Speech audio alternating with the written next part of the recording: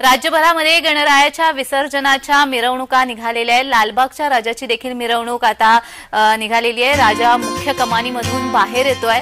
लालबागचा राजा हा मुख्य कमानीमधून आता बाहेर येतोय। आपण ही दृश्य पाहू शकतोय की मोठ्या संख्येने इथे भाविक उपस्थित झालेले आहेत। मुख्य कमानीमधून लालबागचा राजा बाहेर येतो आहे आणि थोड्याच वेळात मिरवणुकीला देखील सुरुवात होणार आहे। खूप आनंदाचं मंगलमयी वातावरण आपल्याला इथे पाहायला मिळतंय।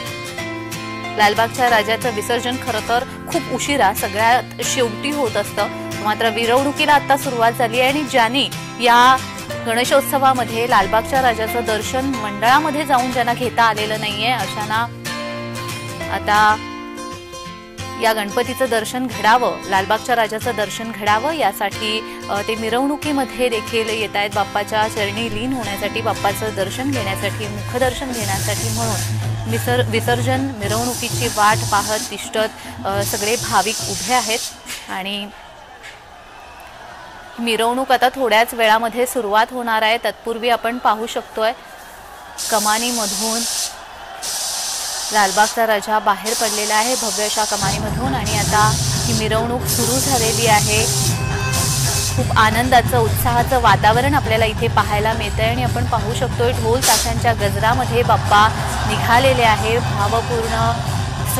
भावपूर्ण निरोप आपण बाप्पाला देतो आहोत। साश्रू नयनांनी बाप्पाला निरोप देतो आणि ही अलोट गर्दी तिथे उसळलेली पाहायला आपल्याला मिळते आहे। ढोल ताशांच्या गजरामध्ये वाजत गाजत बाप्पाची मिरवणूक निघालेली आहे आणि ज्यांना या गणेशोत्सवामध्ये मंडळामध्ये जाऊन दर्शन घेता आलेलं नाहीये असे भक्त बाप्पाचं दर्शन घेण्यासाठी, मुखदर्शन घेण्यासाठी म्हणून इथे उपस्थित राहिलेली एक अलोट गर्दी इथे झालेली आपल्याला पाहायला मिळते आणि आपण पाहू शकतोय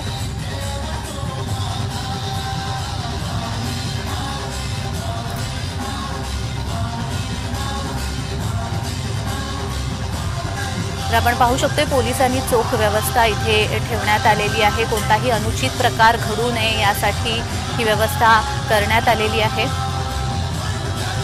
वाजत गाजत बाप्पाला निरोप दिला जातोय।